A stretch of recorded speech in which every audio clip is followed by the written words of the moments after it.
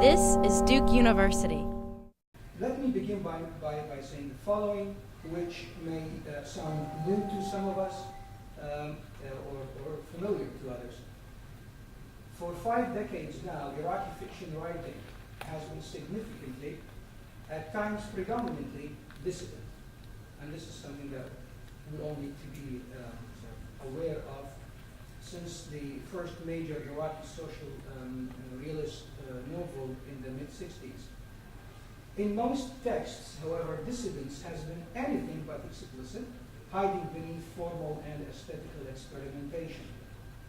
Dissidence has been the result of fiction writers' response to mainstream political, religious, and sectarian sensibilities and partisan loyalties, which created, from the start, from the very beginning, a fractious state-right relationship in a country where most of the main cultural projects were state-controlled.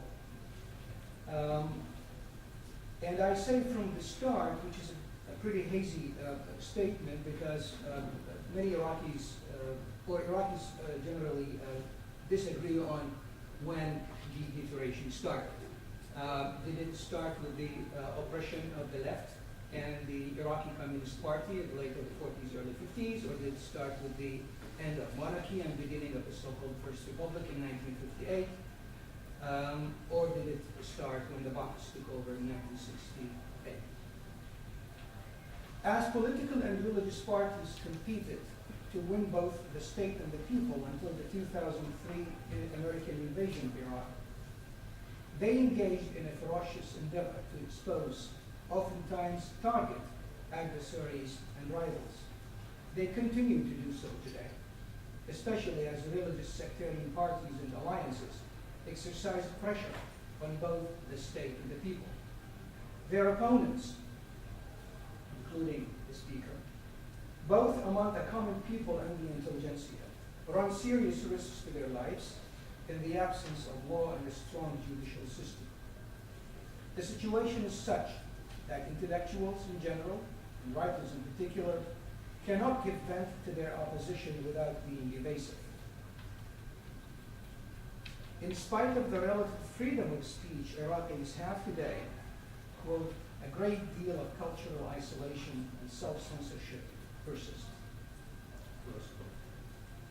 Fiction writers, with few exceptions, hesitate to directly address what has come to be seen as social, religious, and cultural taboos. Instead, they continue their decades-old evasive employment of formal and aesthetical techniques, stratagems, and ploys to examine reality and disrupt the status quo. They continue to engage in the perpetration of what Hassan Chad, Iraqi critic and academic, calls the fabricated mix, an excessive strategy of evasion which distorts both form and content and precludes a quality representation of social reality. It is therefore my contention that, steeped in evasive aesthetical experimentation, many Iraqi fiction writers now do not seem to be able to write outside the box of evasive dissidence.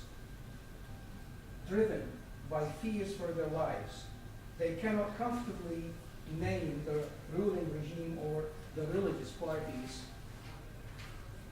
Instead, they direct their dissident sensibilities to former Iraqi regimes, particularly to the Ba'ath Party and mainly to Saddam Hussein, both of which were and continue to be the propaganda targets of the current regime and its cronies.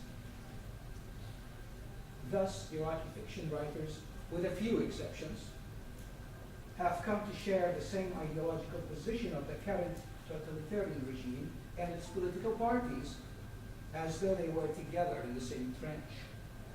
They are not, but you can see what's happening. Their dilemma is unique.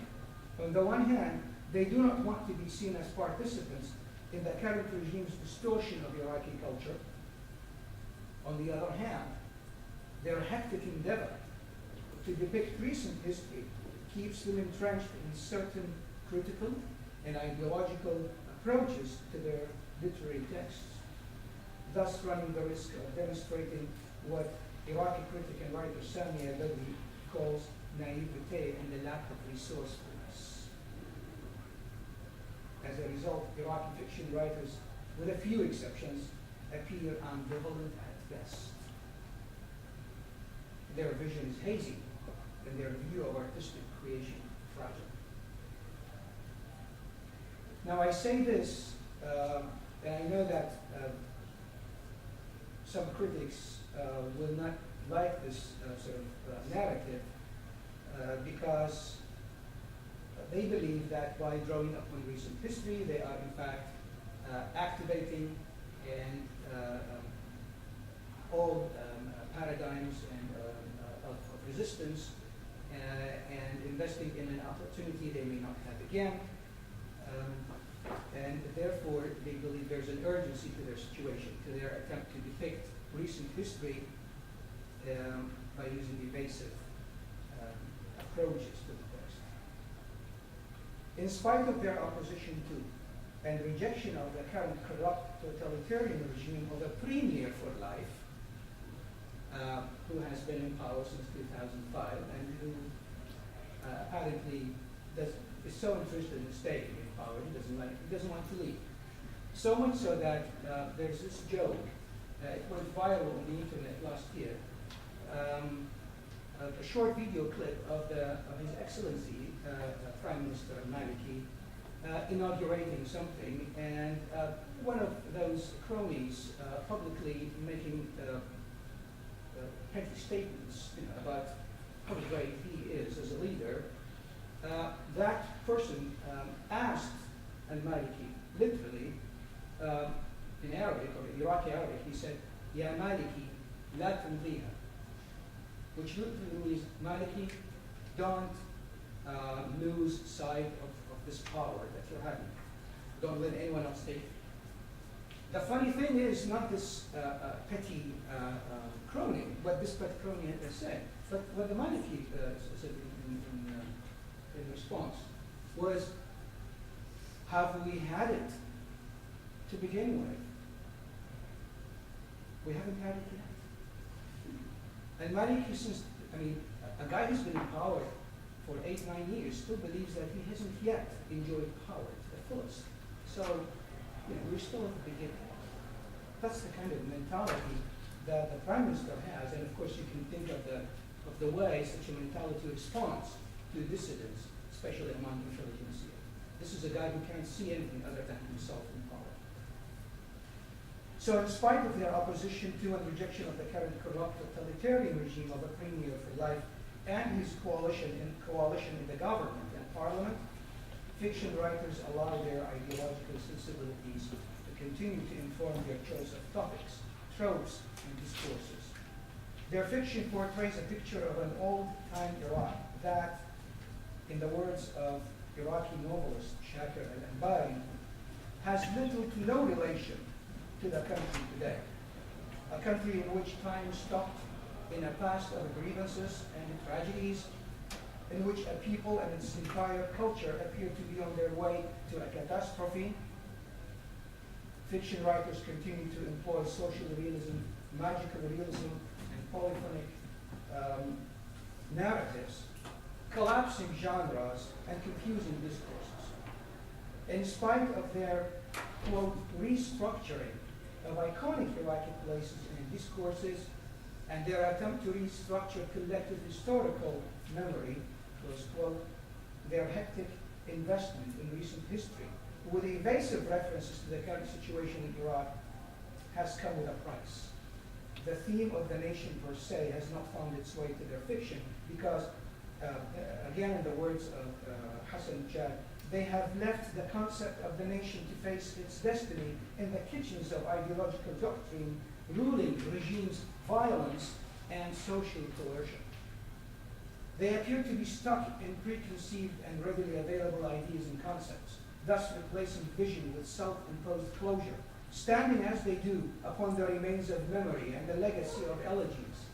As a result, most Iraqi fiction writing today is incapable of engaging actively and meaningfully in an examination of the current situation in the Arab world, thus missing an historic opportunity to respond to the Arab Spring revolutions and their people's pursuit of change. Regardless of this writer's ideological position or that concerning the Arab Spring, and the Iraqis are divided, as probably many people know, in their positions.